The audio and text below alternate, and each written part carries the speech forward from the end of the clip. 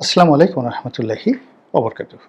সম্মানিত দর্শক, বাংলাদেশের আলোচিত বুদ্ধিজীবী ফরহাদ মাজাহার কবি, প্রাবন্ধিক, দার্শনিক এবং অনেক সময় রাজনীতির ফিলোসফার বা রাজনীতির দার্শনিক রূপে তিনি গুরুত্বপূর্ণ দায়িত্ব পালন করেছেন অতীতে এবং এখনও করে যাচ্ছেন। এই ভদ্রলোকটি অনেক সময় যে কথাবার্তাগুলো বলেন প্রায় সব কথাই প্রথা বিরুদ্ধ। আমি বা আপনি তার অনেক কথার সঙ্গে দ্বিমত পোষণ করতে পারি, কিন্তু তার সততা নিয়ে, তার জ্ঞান নিয়ে, তার গরিমা নিয়ে প্রশ্ন করার মতো দুঃসাহস অন্তত আমার নেই।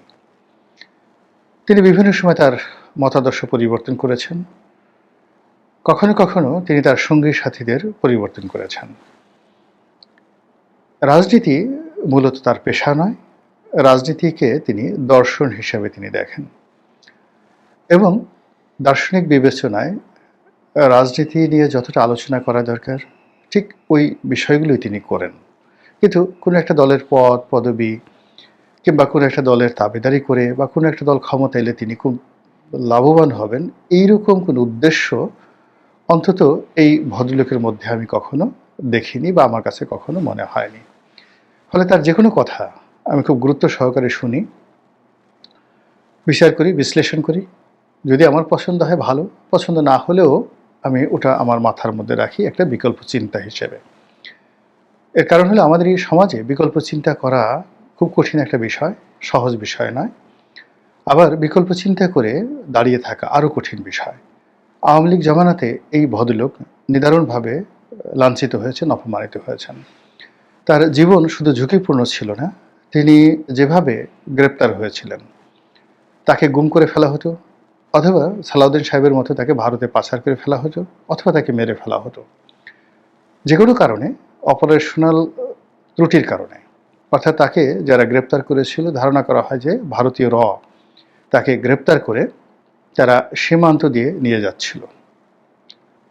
ঠিক এই সময়টিতে র্যাবের একটি টহল দলের সামনে তিনি পড়ে যান আওয়ামী লীগ জমানাতে। আর সেই র্যাবের যে টহল দল তারা বুঝতে পারে না যেখানে আসলে কে ফরহাদ মাজাহার বা কাকে নিয়ে যাচ্ছে। তারা মনে করে যে এটা একটা দুর্বৃত্তায়ন, যে কোনো একটা সন্ত্রাসী গ্রুপ যে কোনো একজন নিরপরাধ লোককে ধরে নিয়ে যাচ্ছে।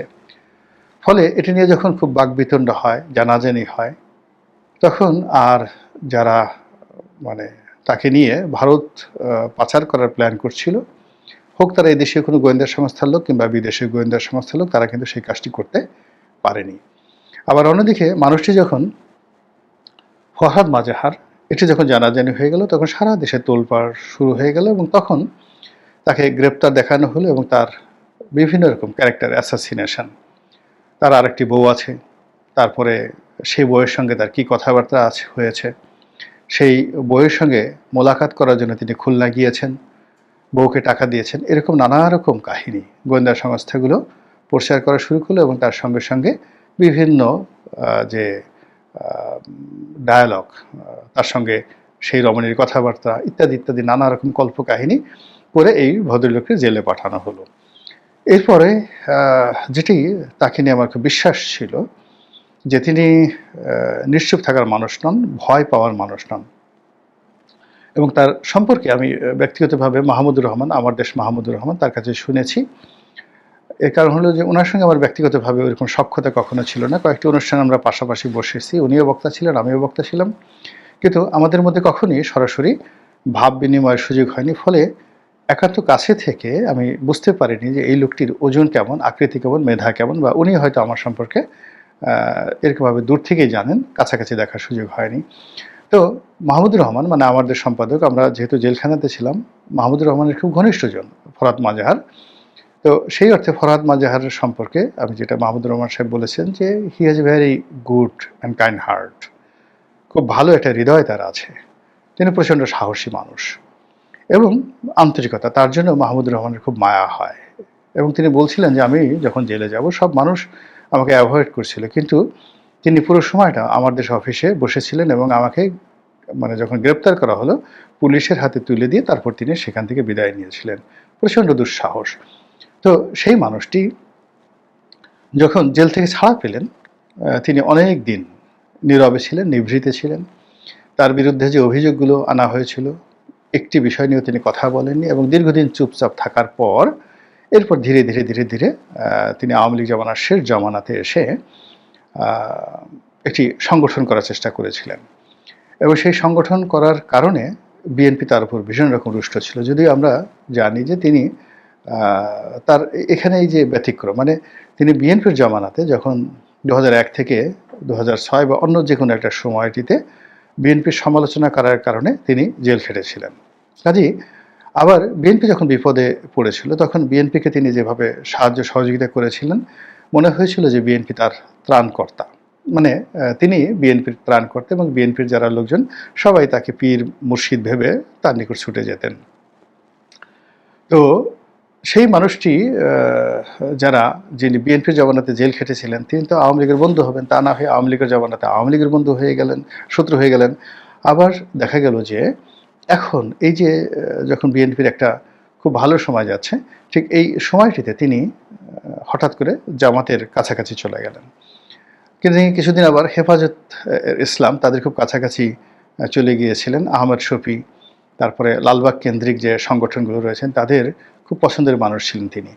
আর জামাতে ইসলামেরও খুব পছন্দের মানুষ ছিলেন। কিন্তু সাম্প্রতিক সময় গত ১ বছরে তিনি জামাতের একেবারে এমন চক্ষুশূল হয়ে গেছেন, জামাত বলতে পারছেন না। এর কারণ হলো জামাত দীর্ঘদিন তাকে প্রমোট করেছে, তিনি জামাতকে প্রমোট করেছেন। কিন্তু এই মাজারগুলোতে জামাতের যে আক্রমণ এবং সুফিবাদ নিয়ে জামাতের যে রুক্ষ মনোভাব, কট্টর মনোভাব, এই মনোভাবের কারণে ফরহাদ মাজারের সঙ্গে তাদের একটা দূরত্ব তৈরি হয়। আবার অন্যদিকে ডক্টর মোহাম্মদ ইউনূসের সঙ্গে তার সম্পর্কটা মেলানো যাচ্ছে না। তিনি বিপ্লবীদের পক্ষে তাদের মাস্টার মাইন্ড হিসেবে তাদেরকে বিভিন্ন বুদ্ধি দিয়েছেন, পরামর্শ দিয়েছেন। বিশেষ করে হাসনাত, সার্জিস, মাহফুজদের মাস্টার মাইন্ড হিসেবে ফরহাদ মাজাহার তাদেরকে যে বুদ্ধি পরামর্শ দিয়েছেন এবং তাদের আবার নিয়োগ প্রাপ্ত প্রধান উপদেষ্টা ডক্টর ইউনূস, সঙ্গতি কারণেই ডক্টর মোহাম্মদ ইউনূসের প্রতি তার একটা আপত্ত ভালোবাসা থাকবে এবং সমর্থন থাকবে। তো সেই ক্ষেত্রে তার স্ত্রী ফরিদা, তিনি ডক্টর মোহাম্মদ ইউনূস সরকারের একজন উপদেষ্টা, কিন্তু তা সত্ত্বেও তিনি ডক্টর মোহাম্মদ ইউনূস সরকারের নির্মম সমালোচনা করেন, সবসময় নির্মম সমালোচনা করেন। তো এই অর্থে এই বর্তমান জমানাতে ফরহাদ মাজাহার আসলে যখন তার যেটা ভালো মনে হচ্ছে সেটাই বলে যাচ্ছেন। কারো পকেটস্থ হওয়া, তারপরে কারো অনুগত হওয়া ইত্যাদি এই জিনিসগুলো তার মধ্যে নেই বললেই চলে। তো সেই দিক থেকে বিএনপি ইদানিংকালে দেখা গেল যে ফরহাদ মাজারকে আর পছন্দ করছেন না। আর এটা এই শেখ হাসিনার জমানাতেও শুরু হয়েছিল।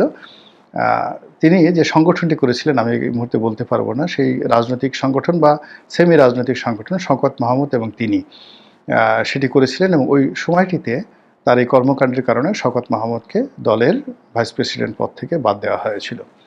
এনিওয়ে, এখন বিএনপি যেটা বলার চেষ্টা করছে সেটি হলো সামনে যে নির্বাচনগুলো হবে সেই নির্বাচন পিআর পদ্ধতির পরিবর্তে গতানুগতিক পদ্ধতিতে হবে।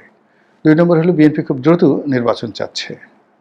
৩ নম্বর হলো যে বিএনপি কোনো অবস্থাতেই এনসিপির যে আধিপত্য এবং তাদের যে এই মুহূর্তে গুরুত্ব এটা মানতে চাচ্ছে না। তো এই বিষয়গুলো নিয়ে বিএনপির সঙ্গে জামাতের দূরত্ব তৈরি হয়েছে, এনসিপির দূরত্ব তৈরি হয়েছে, এমনকি ডক্টর মোহাম্মদ ইউনূসেরও দূরত্ব তৈরি হয়েছে। কিন্তু ডক্টর মোহাম্মদ ইউনূস যেটা মনে করছেন যে যদি তাকে সেফ এক্সিট নিতে হয় তাহলে অবশ্যই বিএনপির সাহায্য এবং সহযোগিতা তার দরকার। এই জন্য বিএনপির সঙ্গে আসলে তিনি একটা সম্পর্ক স্থাপন করার চেষ্টা করছেন। তো এরই মধ্যে যেটি হয়ে গেছে সেটি হলো যে বিএনপি যারা বুদ্ধিজীবী ছিলেন মোরালে সবার সঙ্গে কিন্তু বিএনপির একটা দূরত্ব তৈরি হয়ে গেছে এবং এই বুদ্ধিজীবীদের একটা বিরাট অংশ জামাত নিয়ে নিয়েছে। জামাত নিয়ে এনেছে, আমি নাম বলবো না, আপনারা অনেকেই জানেন যে যারা এ যাবৎকালে বিএনপিকে বুদ্ধি দিয়ে, পরামর্শ দিয়ে সাহায্য করেছে, সহযোগিতা করেছে, তারা এখন বিএনপির পক্ষে কেউ কথা বলছে না, তারা এখন অনেকেই জামাতের পক্ষে কথা বলছেন। আবার জামাতের অনেক লোক দীর্ঘদিন যারা জামাতকে সাহায্য করেছেন, সহযোগিতা করেছেন, তারা আবার হঠাৎ করে জামাত বিরোধী হয়ে গেছেন, কিন্তু তারা বিএনপি বিরোধী হননি। তো এই দিক থেকে হঠাৎ করে যখন আমি এই ফরহাদ মাজারের একটা বক্তব্য শুনলাম যে বিএনপি একটি অকৃতজ্ঞ দল, তো এই অকৃতজ্ঞ দলের নেপথ্যে তার যে ন্যারেটিভ বা তার যে যুক্তি, যেটি সহজে আমি বোঝার চেষ্টা করেছি, সেটা হলো যে বিএনপি এখন পুরো বিপ্লব তারা করেছে, বিপ্লবের মাস্টার মাইন্ড তারা, এবং এই বিপ্লবের ফলে যে পরিবেশ পরিস্থিতি তৈরি হয়েছে এটার একমাত্র সুবিধাভোগী তারা। আগামীতে মানে সরকার তারা গঠন করবে। কাজেই মানে আওয়ামী লীগ যে ধরনের ন্যারেটিভ, যে দেশটি তাদের বাপের দেশ, মুক্তিযুদ্ধ তারা করেছে, ইত্যাদি ইত্যাদি নানা রকম ন্যারেটিভ তৈরি করে পুরো একক কর্তৃত্ব যেভাবে নেয়ার চেষ্টা করেছিল, ঠিক একই কাজ এখন বিএনপি করছে বলে ফরহাদ মাজহার মনে করেন।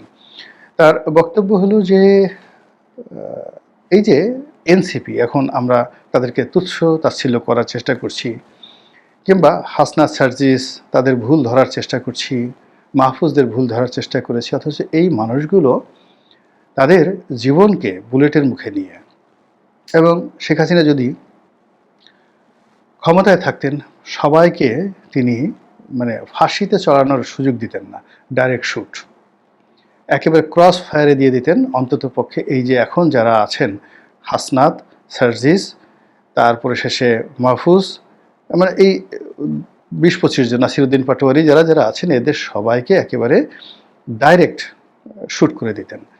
তো এই ছেলেগুলো সামনে এগিয়ে এসেছেন, পেছনে হয়তো জামাত ছিল, জামাতের ফান্ডিং ছিল, পেছনে হয়তো ডক্টর মোহাম্মদ ইউনূসের ফান্ডিং ছিল, পেছনে হয়তো বিএনপির সমর্থন ছিল, অর্থ ছিল। এটা ইম্যাটেরিয়াল। ম্যাটেরিয়াল হলো যারা জীবন দেওয়ার জন্য সামনে এগিয়ে গিয়ে আছে, তাদেরকে এখন অপদস্থ যেভাবে করা হচ্ছে বা ছোট করা হচ্ছে, এটা জনাব ফরহাদ মাজহার সঠিক মনে করছেন না। দ্বিতীয়ত, এদেরকে হেয় করে কর্তৃত্ব এবং কৃতিত্ব যারা নেয়ার চেষ্টা করছে, বিএনপি যেটা চেষ্টা করছে, এটা অন্য সবাই, এনসিপির যারা লোকজন তারা ইয়াং, তারা খোঁটা দিয়ে বিএনপিকে বলার চেষ্টা করছেন যে আরে রাখেন আপনাদের মুরত। যেদিন যাকে বলা হয় বালির ট্রাক ছিল বেগম জিয়ার বাসার সামনে, আপনারা কোথায় ছিলেন? যেদিন বেগম জিয়াকে জেলে নিয়ে যাওয়া হলো, আপনারা কোথায় ছিলেন? তো এরকম নানা কথা। যেদিন তারেক রহমান সাহেবকে দেশের বাইরে পাঠিয়ে দেওয়া হলো, সেদিন কোথায় ছিলেন? যেদিন তারেক রহমান সাহেবকে অপদস্থ করা হলো, আপনারা কোথায় ছিলেন সেই দিন? এরকম বিএনপির বড় বড় নেতাদেরকে ধরা হলো, কোথায় ছিলেন? বলছি। আবার এই কথা যারা বলছে, জামাতও বলছে, এনসিপি বলছে বিএনপিকে ছোট করার জন্য, আবার বিএনপির যারা লোকজন তারাও বলছে যে তারা এনসিপিকে সরাসরি না বলে তারা জামাতকে বলার চেষ্টা করছে যে একটা সময় তো গোলাম আজমকে গ্রেপ্তার করা হয়েছিল, জামাতের অফিসে তালা লাগিয়ে দেওয়া হয়েছিল, বিএনপি তো অফিস তালা খুলতে পেরেছে, রিজভী সাহেব তো তালা ভাঙতে পেরেছে, এবং একা হলেও তিনি ওই অফিসে সারা জীবন থেকেছেন। জামাত তো তার অফিসের ধারে কাছে যেতে পারেনি। কোথায় ছিল জামাত? জামাত তো পুরোটাই গুপ্ত রাজনীতি, পলাতক রাজনীতি এবং গেরিলা রাজনীতি, তারা যে কাজগুলো করেছে। তো সেই দিক থেকে বিএনপির যে গণমুখিতা অনেক অনেক বেশি। কাজেই বিএনপিকে যেভাবে দোষ দেওয়া হচ্ছে বা তাদেরকে যেভাবে ভীরু কাপুরুষ বলা হচ্ছে, বিএনপি আসলে ভীরু কাপুরুষ না, মূলত জামাত ভীরু কাপুরুষ। এরকম যখন বিতর্ক চলছে, ঠিক সেই সময়টিতে হঠাৎ করে ফরহাদ মাজহার এই যে বিএনপিকে একটি অকৃতজ্ঞ দল বললেন, এই অকৃতজ্ঞ দলের তার এই বক্তব্যের সঙ্গে সঙ্গে যারা বিপ্লবী, সেই বিপ্লবীদের প্রতি তার যে সমর্থন, এটা যেভাবে স্পষ্ট হয়ে উঠেছে, এবং একই সঙ্গে বিএনপির প্রতি তার যে বিরাগ, এবং সেই ফরহাদ মাজহার কেন্দ্রিক যে বুদ্ধি ভিত্তিক একটা গ্রুপ বাংলাদেশে রয়েছে, ইনক্লুডিং সেই হেফাজত বলেন, মাহমুদুর রহমান বলেন, এমনকি পিনাকি বলেন, অন্যান্য যারা রয়েছে, তারা যুগপৎভাবে এই যে ফরহাদ মাজহারের যে ন্যারেটিভ, এই ন্যারেটিভটি তারা কাজে লাগাবে, এবং আগামী কিছুদিন এভাবেই দেখা গেল বিএনপি একটি অকৃতজ্ঞ দল, এটা বারবার তারা প্রচার করার চেষ্টা করবে। আর তার সাথে সাথে আলটিমেটলি বিএনপির ভিতরে বাইরে যা কিছু ঘটছে এই সময়টাতে, ওইগুলো আরও প্রকট হয়ে যাবে বলে আমি মনে করি। মহান আল্লাহ আমাদের সবাইকে হেদায়েত দান করুন এবং হেফাজত করুন। আসসালামু আলাইকুম ওয়া রাহমাতুল্লাহি ওয়া বারাকাতুহু।